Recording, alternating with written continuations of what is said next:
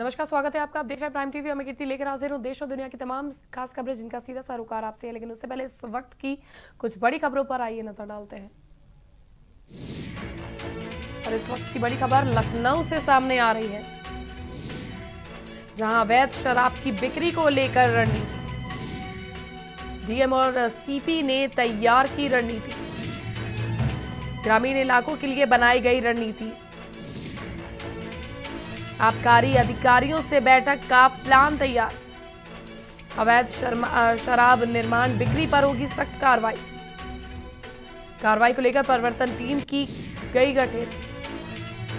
तो लखनऊ से इस वक्त की बड़ी खबर हम आपको दिखा रहे हैं, जहां अवैध शराब की बिक्री को लेकर कमिश्नर ऑफ पुलिस ने रणनीति तैयार की है।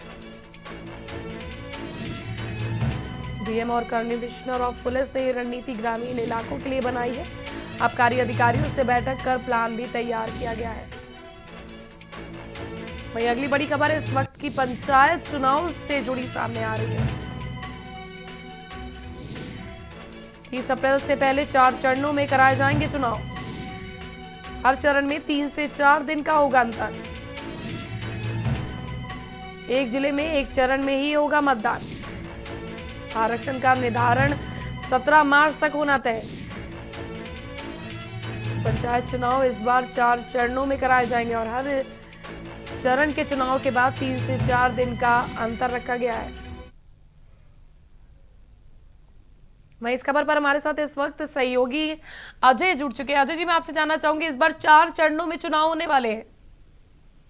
जी बिल्कुल, देखिए 15 मार्च को फाइनल आरक्षण सूची जो है वो जारी हो जाएगी। चुनाव को लेकर लगातार तैयारियां पंचायत चुनाव को लेकर की जा रही थी। और आपको बता दें कि जो है बूथों से लेकर मतदान केंद्र, वोटर लिस्ट और नामांकन प्रक्रिया की जो रूपरेखा है वो तैयार की जा चुकी है। 30 अप्रैल तक 4 चरणों में मतदान किया जाएगा और 4 चरण जो है हर जिले के लिए अलग अलग होंगे। और बता दें 4 से 5 दिन का गैप रखा जाएगा जो है हर चरण में।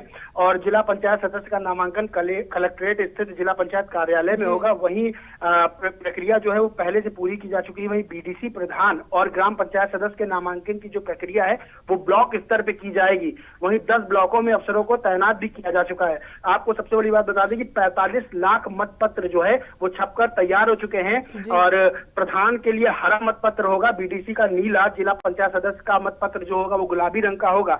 और सबसे बड़ी बात यह है कि बिना किसी अधिकृत चुनाव चिन्ह के मतपत्र में मतदान होगा। इसमें राजनीतिक पार्टियां, आपको बता दें कि कोई अपना चुनाव चिन्ह राजनीतिक पार्टियों का नहीं दिया जाता है, तब भी राजनीतिक पार्टियां जो है इस चुनाव में पूरी ताकत झोंके हुए हैं। ठीक है, बहुत बहुत शुक्रिया हमें तमाम जानकारी देने के लिए। तो पंचायत चुनाव इस बार 4 चरणों में होंगे, जिस तरह से बताया कि 4 चरणों में ये 3 से 4 दिन का गैप रखा गया है। हर जिले में एक दिन में, एक जिले में एक चरण में मतदान होगा। तो आरक्षण का निर्धारण 17 मार्च तक होना तय है। वहीं अगली बड़ी खबर देहरादून से सामने आ रही है।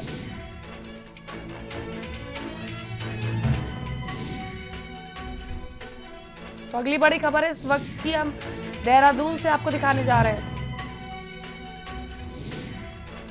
विधायकों का आना शुरू, पर्यवेक्षकों की होगी मीटिंग। आज चुना जाना है उत्तराखंड का नया सीएम। विधानमंडल दल की होगी बैठक। देहरादून से बड़ी खबर हम आपको दिखा रहे हैं। जिस तरह से भूचाल आया हुआ है, तो वहीं विधायकों का आना शुरू हो गया है। कल त्रिवेंद्र सिंह रावत ने इस्तीफा दिया था। उसके बाद आज नए सीएम का नामांकन करके नया सीएम चुना जाएगा। तो वहीं इस खबर पर हमारे साथ इस वक्त सहयोगी अजय जुड़ चुके हैं। अजय जी, मैं आपसे इस खबर पर भी अपडेट लेना चाहूंगी कि लगातार जो इतिहास था वो कायम रहा। त्रिवेंद्र सिंह रावत ने कल राज्यपाल को इस्तीफा सौंप दिया है। इसके आगे क्या, आज किस तरह से जो सीएम पद के लिए नए उम्मीदवार की घोषणा भाजपा कर सकती है, तो क्या अपडेट सामने आ रही है? देखिए, उत्तराखंड में इस समय बड़ा सियासी जो हलचल है वो हो रही है। उत्तराखंड को नया मुख्यमंत्री मिलने वाला है। त्रिवेंद्र सिंह रावत ने कल राज्यपाल बेबी रानी मौर्य से मिलकर अपना इस्तीफा सौंप दिया था। उसके बाद उन्होंने प्रेस कॉन्फ्रेंस की थी। प्रेस कॉन्फ्रेंस में साफ तौर पर कहा था कि जो निर्णय लिए गए हैं वो दिल्ली से लिए गए। वहीं आपको बता दें कि पर्यवेक्षक के तौर पे पहले ही पूर्व मुख्यमंत्री, छत्तीसगढ़ के पूर्व मुख्यमंत्री रमन सिंह को भेजा गया था। और सबसे बड़ी बात यह है कि विधायक दल की बैठक जो है इस समय हो रही है और इस समय पूर्व मुख्यमंत्री रमन सिंह और बीजेपी के उत्तराखंड प्रभारी दुष्यंत कुमार मौजूद हैं और सबसे आगे बस थोड़ी ही देर में नए नाम की घोषणा हो जाएगी, कौन मुख्यमंत्री अगला बनेगा उत्तराखंड का। देखिए समय बहुत कम है अब अगले चुनाव में उत्तराखंड के, लेकिन वही बीजेपी को इस बात का एहसास हो गया था कि जो है जो त्रिवेंद्र सिंह रावत है वो कहीं ना कहीं सुटेबल नहीं है इस समय और उनके खिलाफ विधायक और मंत्री खड़े हुए हैं। इसको लेकर नया मुख्यमंत्री अब बीजेपी नया चेहरा मुख्यमंत्री पद पे लाएगी और धन सिंह रावत का नाम सबसे आगे चल रहा है और ये माना जा रहा है कि 99% धन सिंह रावत के नाम पर मोहर लग सकती कि अगले उत्तराखंड के अगले मुख्यमंत्री धन सिंह रावत होंगे। ठीक है अजय जी, लेकिन हम लोग लगातार इस पर डिस्कस भी कर रहे थे, इस पर लगातार ये जानने का प्रयास कर रहे थे कि त्रिवेंद्र सिंह रावत जो है वो कहीं ना कहीं इस्तीफा सौंप देंगे और हो भी सकता है कि नेतृत्व में क्या पता इतिहास इस बार ना दोहराया जाए, लेकिन ऐसा नहीं हुआ। उसके बाद अजय भट्ट का नाम भी कहीं ना कहीं बहुत तेजी से सुर्खियां बटोर रहा है।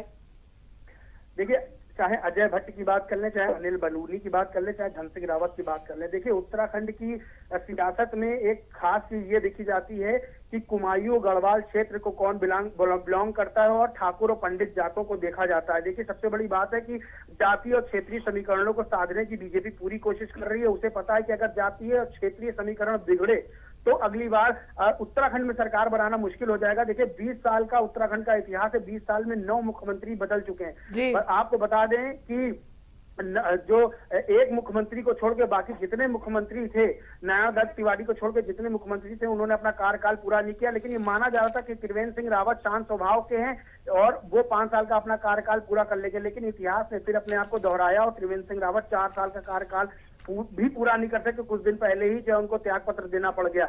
वहीं अब ये कहा जा रहा है कि जो साल भर का समय बचा हुआ उसमें कौन जो है सीएम पद की कुर्सी पे बैठेगा। तो ये बात सामने आ रही थी कि अजय भट्ट भी मजबूत दावेदार हैं, धन सिंह रावत भी मजबूत दावेदार हैं और अनिल बलूनी भी। लेकिन जब जातीय और क्षेत्रीय समीकरणों को देखा जा रहा है तो उस हिसाब से धन सिंह रावत सबसे परफेक्ट बैठते हैं। सबसे बड़ी बात यह है कि धन सिंह रावत जो है पहली बार के विधायक हैं, इसलिए कहीं ना कहीं सवालिया निशान खड़े हो रहे थे। लेकिन आरएसएस जो संगठन है बीजेपी का, उसके सबसे खास धन सिंह रावत माने जाते हैं, इसलिए सबसे आगे उन्हीं का नाम चल रहा है। तो हो सकता है कि धन सिंह रावत के लिए जो विधायकों की सहमति है वो बहुमत के साथ आएगी। बिल्कुल, देखिए अब जो सहमति है वो तो अब तक मिल चुकी होगी। देखिए अगर बीजेपी आला कमान ने, हाईकमान ने कोई फैसला लिया तो बहुत सोच समझ के लिया होगा। ऐसा नहीं कि कल ही सिर्फ ये रूपरेखा तैयार हुई, त्रिवेंद्र सिंह रावत जो है इस्तीफा देंगे। जब एक साल से जी अजय जी, 1 साल से रार का ये जो सुगबुगाहट थी कहीं ना कहीं उठनी शुरू हो गई थी। देखिए बहुत पहले से लगभग जैसे त्रिवेंद्र सिंह रावत का 2 साल का कार्यकाल पूरा हुआ था, उसके बाद से ही कहीं ना कहीं सुगबुगाहट थी कि विधायक और जो मंत्री हैं इनकी सरकार में कहीं ना कहीं त्रिवेंद्र सिंह रावत से नाराज चल रहे हैं और कहीं ना कहीं त्रिवेंद्र सिंह रावत पे ये आरोप लगा रहे हैं। आलाकमान से शिकायत की गई थी कि त्रिवेंद्र सिंह रावत के जो अधिकारी हैं वो मंत्रियों की, विधायकों की सुन नहीं रहे उनके क्षेत्र में। इसको लेकर भी आलाकमान हाईकमान से बीजेपी में शिकायत की गई थी, जिसके बाद लगातार ये चर्चा रही कि त्रिवेंद्र सिंह रावत की कुर्सी खतरे में है। लेकिन त्रिवेंद्र सिंह रावत हमेशा अपने विधायकों और मंत्रियों से दूर रहे। वहीं अब जाके देखिए ऐसा नहीं कि कल ही उन्होंने इस्तीफा दिया तो कल ही घोषणा कर दी गई कि वो सीएम पद से हटाए जा रहे हैं। बहुत पहले से घूमकर तैयार हो गई थी। और आपको बता दें कि जो विधायक दल की बैठक हुई थी उसमें भी पहले से ही ये तय है कि कौन जो है मुख्यमंत्री का अगला चेहरा होगा। देखिए विधायक एक चुनेंगे लेकिन मुहर आला कमान हाईकमान ही बीजेपी का लगाएगा और ये बहुत पहले से तय हो चुका है कि अगला मुख्यमंत्री कौन होगा। इसीलिए धन सिंह रावत का जो नाम है जो संगठन के बहुत प्रिय माने जाते हैं, इसीलिए उनका नाम सबसे आगे चल रहा है। और बड़ी बात यह कि विधायक दल की जो बैठक है वो महज औपचारिकता भर मानी जा सकती है, क्योंकि जो भी फैसले होंगे वो जो हाईकमान है उसी से होंगे। लेकिन जो क्षेत्रीय ये लगातार ये भी कहीं ना कहीं बात उठ रही थी कि जातीय समीकरण साधने की बात की जा रही है। परिवारवाद के चलते त्रिवेंद्र सिंह रावत ने जो इस्तीफा दिया है, अभी तक वो स्पष्ट नहीं हो सका है कि त्रिवेंद्र सिंह रावत को लेकर इतनी नाराजगी क्यों थी विधायकों में। देखिए त्रिवेंद्र सिंह रावत को लेकर नाराजगी की कोई बहुत बड़ी वजहें नहीं रही, लेकिन जो उनके अपने विधायक थे, बीजेपी के अपने विधायक, देखिए बीजेपी को 2017 में प्रचंड बहुमत मिला था। उत्तर प्रदेश में भी बीजेपी की सरकार बनी थी। जब योगी आदित्यनाथ ने यहाँ शपथ ली थी मुख्यमंत्री पद की, उससे एक दिन पहले त्रिवेंद्र सिंह रावत ने उत्तराखंड के मुख्यमंत्री पद की शपथ ली थी। जी। तो कहीं ना कहीं प्रचंड बहुमत मिला था और पहाड़ पर वोट मिलना सबसे बड़ा एक कारण था कि मोदी के चेहरे पे देखिए हर बिल्कुल। चुनाव लड़ा गया था और मोदी बहुत बड़े ट्रम्प कार्ड हैं उत्तराखंड के वोटर्स के सामने। तो कहीं ना कहीं मोदी के चेहरे पे चुनाव लड़के आए थे। देखिए त्रिवेंद्र सिंह रावत के चेहरे पे लड़के उत्तराखंड में सरकार नहीं बनाई थी बीजेपी ने, मोदी के चेहरे पे लड़के बनाई थी। तो कहीं ना कहीं उत्तराखंड में सरकार बनाने में त्रिवेंद्र सिंह रावत का बहुत बड़ा हाथ नहीं था। वहीं आपको बता दें कि त्रिवेंद्र सिंह रावत लगातार जो है वो संगठन से दूर होते जा रहे थे, बीजेपी संगठन से दूर होते जा रहे थे। और कहीं ना कहीं हरीश रावत जो कि कांग्रेस के दिग्गज नेता हैं और पूर्व मुख्यमंत्री रहे हैं, वो लगातार त्रिवेंद्र सिंह रावत की तारीफ कर रहे थे। ये बात भी लगातार बीजेपी हाईकमान को खटक रही थी। तो कहीं ना कहीं छोटे छोटे कारणों ने मिलकर एक ऐसा पिरामिड तैयार किया जिसकी वजह से त्रिवेंद्र सिंह रावत को अपनी कुर्सी खोनी पड़ी। ठीक है, बहुत बहुत शुक्रिया अजय जी, आप इस पर तमाम अपडेट हमें देते रहिएगा। फिलहाल के लिए बहुत बहुत शुक्रिया। तो विधानमंडल दल की आज बैठक है, इसमें नए सीएम पद के लिए नाम की घोषणा हो सकती है। वहीं अगली बड़ी खबर दिल्ली से सामने आ रही है। प्रधानमंत्री नरेंद्र मोदी के नेतृत्व में बैठक शुरू, बीजेपी संसदीय दल की बैठक शुरू। 18 मार्च 2020 को हुई थी पिछली बैठक, करीब 1 साल बाद हुई बैठक। तो दिल्ली से बड़ी खबर हम आपको दिखा रहे हैं, जहां संसदीय दल की बैठक प्रधानमंत्री नरेंद्र मोदी के नेतृत्व में की जा रही है। बीजेपी संसदीय दल की बैठक शुरू हो चुकी है।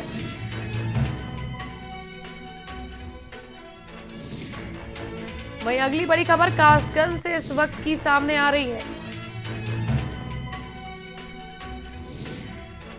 कानून व्यवस्था को लेकर कासगंज पहुंचे आईजी, आगामी महाशिवरात्रि पर्व को लेकर किया अलर्ट। आईजी ने लगने वाले कांवड़ मेले का भी निरीक्षण किया। ट्रैफिक व्यवस्था दुरुस्त रखने के भी दिशा निर्देश दिए गए हैं। तो कासगंज में आईजी कानून व्यवस्था का ब्यौरा लेने पहुंचे। आगामी त्योहार महाशिवरात्रि को देखते हुए भी हाई अलर्ट जारी कर दिया गया है। आईजी ने लगने वाले कांवड़ मेले का भी निरीक्षण किया, साथ ही साथ जो ट्रैफिक व्यवस्था है उसको दुरुस्त रखने की, किसी को भी कोई दिक्कत परेशानी का सामना ना करना पड़े, इसके लिए तमाम अधिकारियों को दिशा निर्देशित कर दिया गया है। वक्त हो चला एक छोटे से ब्रेक का। ब्रेक के बाद जल्द हाजिर होंगे, आप कहीं मत जाएगा। देश और दुनिया की तमाम खास खबरों का सिलसिला यूं ही जारी रहेगा। कश्मीर से लेकर कन्याकुमारी तक, गुजरात से लेकर अरुणाचल तक, सत्ता के गलियारों से खेल के मैदानों तक, नहीं छूटती कोई खबर। सबसे सटीक, सबसे दमदार, सिर्फ प्राइम टीवी पर।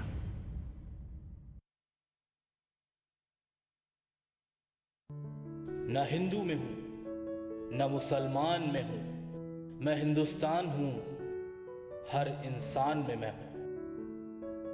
हिमालय पर्वत जैसा विशाल, गंगा सा अविरल मैं हूं। सुबह की प्रार्थना में हूं, शाम की आजान में हूं, रविशंकर की सितार की आवाज में हूं, बिस्मिल्लाह की शहनाई की गूंज में हूं, हमीद की दहाड़ में हूं, भगत के बलिदान में भी मैं हूं, नवरातों के व्रत में हूं, रोजे और रमजान में मैं हूं, हाँ पूरे हिंदुस्तान में मैं हूं।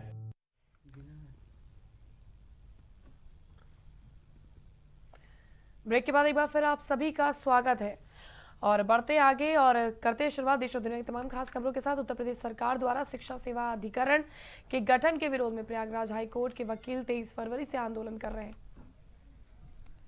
उसी क्रम में प्रयागराज हाईकोर्ट बार एसोसिएशन के आह्वान पर प्रयागराज बंद किया गया था। हाईकोर्ट और उसके आसपास के इलाकों में बंद का असर साफ तौर पर देखा था। सिविल लाइंस इलाके की दुकानें और मॉल पूरी तरह से बंद थे। वहीं व्यापारियों संगठनों और छात्र संगठनों ने भी वकीलों के इस बंद का पूरी तरह से समर्थन किया है।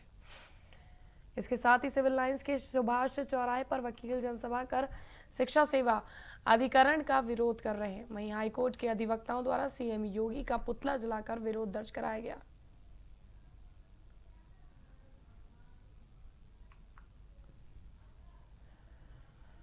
तो प्रयागराज में हाईकोर्ट अधिवक्ताओं ने आज सीएम योगी आदित्यनाथ का पुतला फूका और उनके खिलाफ विरोध दर्ज करवाया। साफ तौर पर आप तस्वीरों में भी देख सकते हैं कि किस तरह से वकीलों ने एकजुट होकर सीएम योगी आदित्यनाथ का पुतला फूका और एक साथ हाथ में हाथ डाले रोड पर प्रदर्शन करते नजर आए।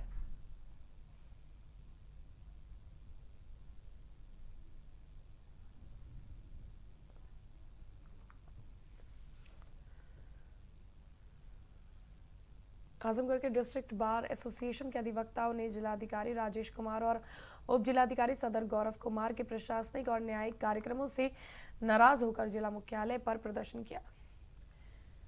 अधिवक्ताओं ने दोनों अधिकारियों के न्यायालय में कार्य बहिष्कार का ऐलान करते हुए कहा कि बार बार अनुरोध करने के बाद भी उप जिलाधिकारी और जिलाधिकारी के रवैये में बदलाव नहीं हुआ है और उनका रवैया अधिवक्ताओं के प्रति असंवेदनशील है। वो मनमाने तरीके से काम कर रहे हैं। साथ ही उन्होंने बताया कि वो लोग कार्य बहिष्कार का ऐलान कर रहे हैं और सरकार से मांग कर रहे हैं कि इन अधिकारियों का स्थानांतरण आजमगढ़ से किया जाए।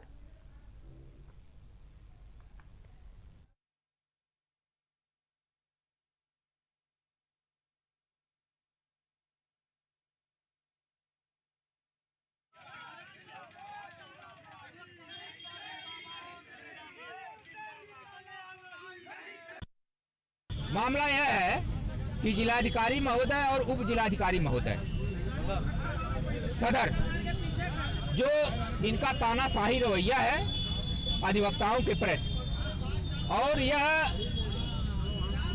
इस तरह मनमानी पर उतारू है कि बिना फाइलों में बहस किए ही उप जिलाधिकारी महोदय सदर फाइलों को आदेश में ले रहे हैं। अधिवक्ताओं को चैम्बर में घुसने की इजाजत नहीं है, वहां पर उनके दरवाजे पर पुलिस लगा है और अधिवक्ता जब अपनी फाइल में तारीख लेने जाते हैं तो उनको तारीख नहीं दी जाती और अधिवक्ता न्यायिक कार्य से विरत हैं। उनकी इस रवैये को लेकर के अधिवक्ताओं के प्रति जो उनका सम्मानजनक रवैया नहीं है उसको लेकर के न्यायिक कार्य से विरत हैं, तो वह फाइलों में बिना सुनवाई के ही आदेश में ले जा रहे हैं और एक पक्षी तौर पर आदेश करते रहे हैं। वहीं इस खबर पर हमारे संवाददाता राकेश जुड़ चुके हैं। राकेश जी, किस तरह की समस्याओं को फेस कर रहे हैं एसोसिएशन के अधिवक्ताओं की, क्या नाराजगी के चलते इन्होंने प्रदर्शन किया? जैसा कि आपको बताया जा रहा है, आजमगढ़ के सदर जो एसडीएम है गौरव कुमार जी, उनका कहना यही था कि वकील इस समय कोविड का पालन नहीं हो रहा है, वकील हमेशा भीड़ बजा रही है जिससे पारा सुनना था, लेकिन वकीलों का आंदोलन है कि उनके ऊपर मतलब सही उनकी सुनवाई करते नहीं है, उनकी बात रखते नहीं है जी। वहीं इस पूरे मामले पर अधिकारियों का क्या कुछ कहना है, जो आरोप लगाए जा रहे हैं जिलाधिकारी के ऊपर? जो वकील साहब हैं उनका जो थोड़ा बोलने में लहजा सही नहीं होता है और जो पीड़ित पक्ष आते हैं उनसे तमाम पैसे लेकर फिर तारीख भी दे देते हैं, लेकिन एसडीएम साहब से भी मेरी बात नहीं करी।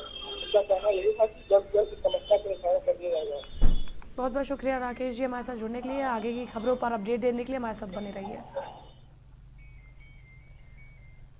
आजमगढ़ के मुबारकपुर थाना क्षेत्र में युवक की खेत में हत्या कर दी गई। बता दें कि पीड़ित दुकान बंद कर घर जा रहा था, तभी इसी बीच हमलावरों ने पीछा कर घटना को अंजाम दिया। वहीं शव मिलने से क्षेत्र में सनसनी फैल गई। पुलिस द्वारा घटना पर पहुंचकर शव को कब्जे में ले लिया गया और पोस्टमार्टम के लिए भेज दिया गया है। साथ ही पुलिस आगे की कार्रवाई में जुट गई है। मुबारकपुर में आज सुबह थाने पर सूचना प्राप्त हुई थी कि किसी व्यक्ति का खेत शव में पड़ा हुआ है। बमौर गांव के पास नीवी बुजुर्ग का जो रकबा लगता था वहां की सूचना थी। थाना पुलिस मौके पर पहुंची, उसके बाद उस शव की शिनाख्त भी हुई। अंगद यादव पुत्र कपिल देव यादव के रूप में उसकी शिनाख्त की गई और उसके शरीर में एक सिर पे और 2 गोली और लगी हुई पाई गई हैं। शव को कब्जे पुलिस लेकर जो है पोस्टमार्टम के लिए भेजा गया है। परिजनों से तहरीर प्राप्त की जा रही है, साक्ष्य के आधार पर इसमें कार्रवाई की जाएगी। तो वहीं इस खबर पर भी अपडेट देने के लिए हमारे साथ लगातार राकेश हमारे संवाददाता बने हुए हैं। राकेश जी, क्या अपडेट मिल रही है इस पूरी खबर पर? जैसा कि जो घटना हुई है जो हुई है ये बहुत दर्दनाक घटना थी, जिससे कि चुनाव को लेकर चुनाव का मद्देनजर देखा गया है और इसकी पुलिस अभी 2 अज्ञात पे मुकदमा दर्ज किया हुआ है और जिसको अभी एक की गिरफ्तारी कल होगी, एक की बाकी है। जी ठीक है, बने रहिए हमारे साथ।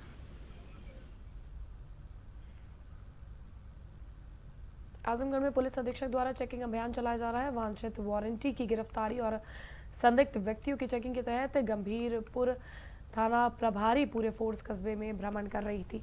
इसी बीच मुखबिर की सूचना पर पहुंची पुलिस द्वारा घेराबंदी की गई और अभियुक्त को हिरासत में ले लिया गया है। बता दें कि अभियुक्त द्वारा एक युवक की हत्या कर दी गई, जिसके बाद पुलिस अभियुक्त की गिरफ्तारी की फिराक में थी।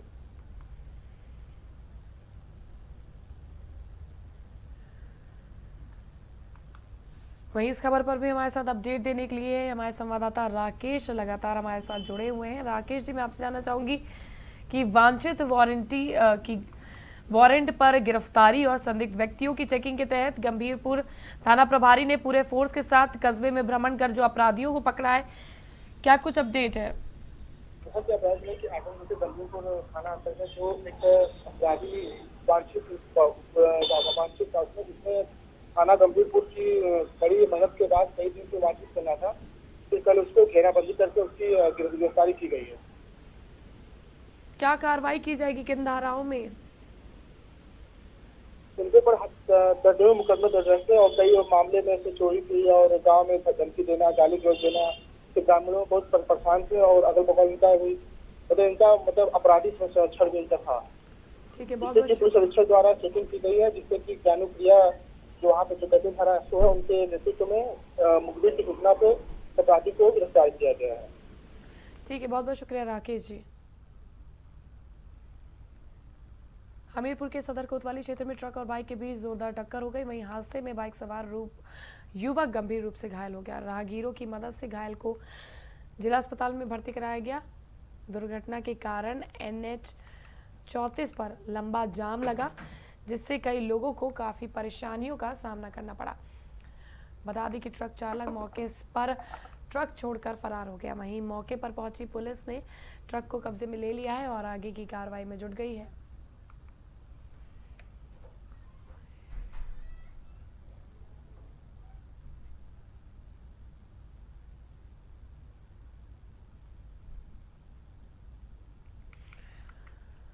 तो हमीरपुर में ट्रक की जोरदार टक्कर के चलते ये हादसा हुआ। दुर्घटना के कारण NH 34 पर लंबा जाम लग गया। वहीं इस खबर पर हमारे साथ इस वक्त हमारे संवाददाता बीरू जुड़ चुके हैं। बीरू जी, मैं आपसे जानना चाहूंगी, क्या है मामला? इस पूरे हादसे में कितने लोग घायल बताए जा रहे हैं अभी? जी, मामला 34 का ट्रक ने एक बाइक सवार को टक्कर मार दी थी। बाइक सवार घायल हो गया था, जिसे राहगीरों की मदद से जिला अस्पताल में भर्ती कराया गया था और ट्रक चालक मौके से ट्रक छोड़ के फरार हो गया था, जिससे जमुना पुल पे लंबा जाम लग गया था। ठीक है, बहुत बहुत शुक्रिया हमारे साथ जुड़ने के लिए। तो मैनपुर में कई अधिकारियों के घर में चोरी की वारदात को अंजाम देने वाला अभियुक्त पुलिस को गिरफ्त में आ गया है। बता दें कि अभियुक्त अधिवक्ता बनकर अधिकारियों के घर चोरी करता था। इसी को लेकर अपर पुलिस अधीक्षक के निर्देश में 4 टीमें बनाई गई। सर्विलांस की मदद से ये पता लगाया था कि चोरी का तरीका एक जैसा था। वहीं पुलिस को अभियुक्त के कब्जे से लाइसेंसी पिस्टल, 2 मैगजीन और 4 कारतूस बरामद किए हैं।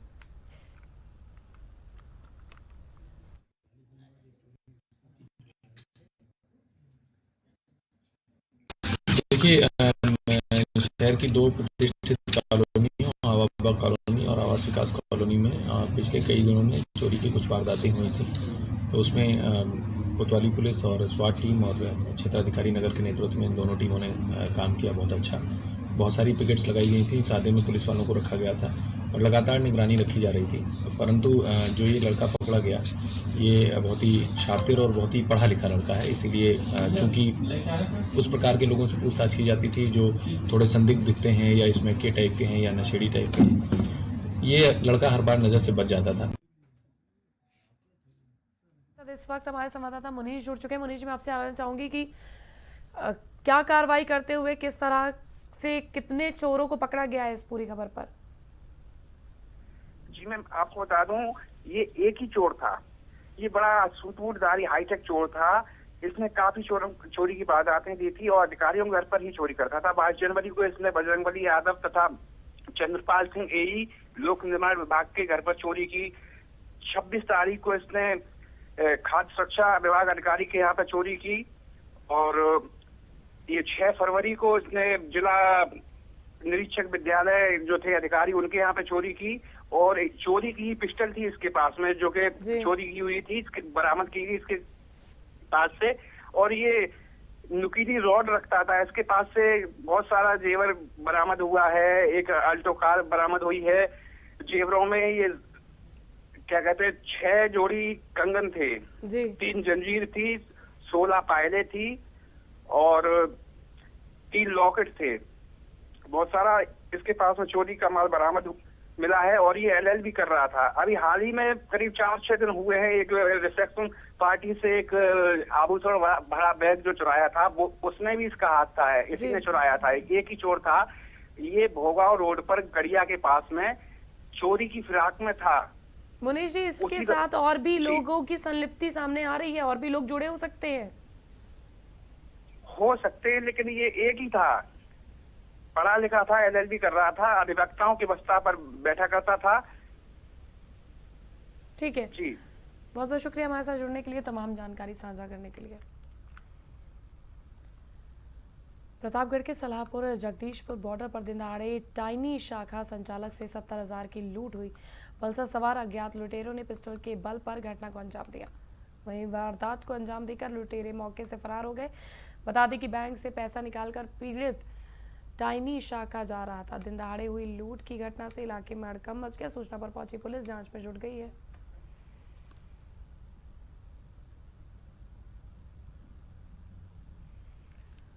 तो फिलहाल के लिए हमारी खास खबरों में बस इतना ही। हम फिर हाजिर होंगे देश और दुनिया की तमाम खास खबरों के साथ। आप कहीं मत जाइएगा, देखते रहिए प्राइम टीवी।